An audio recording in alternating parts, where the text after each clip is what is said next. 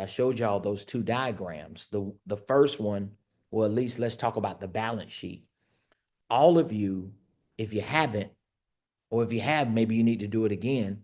You need to take that balance sheet, which we have a copy of it inside of that module. You need to take this balance sheet and you really just need to do your due diligence. You need to either download it from the module, print it out, maybe print a couple copies out, and you need to just take some time to really think through what assets do you have in these areas? Because it's easy to talk about what you don't have. It's easy to talk about what you're unable to do, what you wish you could do, what you wish you could have, what you're praying about. But I really urge all of you to just take some time out and really give yourself time.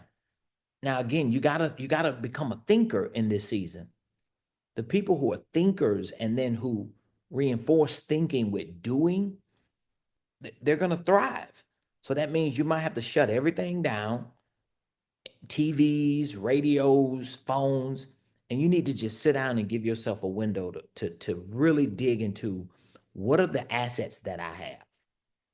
What do I have that that that I can put on this list? What are my liabilities?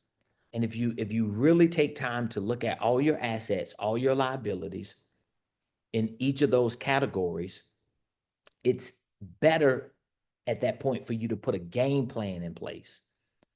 Okay, so what am I going to do to make an impact with this? What am I going to do? Okay, which brings me to this second, this here. This diagram, some of you remember when we talked about it, it is designed to show you what the ecosystem of your life should be looking like.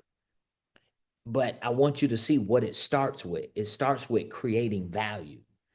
So if I look at that balance sheet and I really put a soft balance sheet together and I really dial in on what real assets I have, what things that I have that I can actually use, and then I go to this first step in this ecosystem, I can create value with the spiritual, financial, physical, uh, um, relational, and intellectual assets that I have.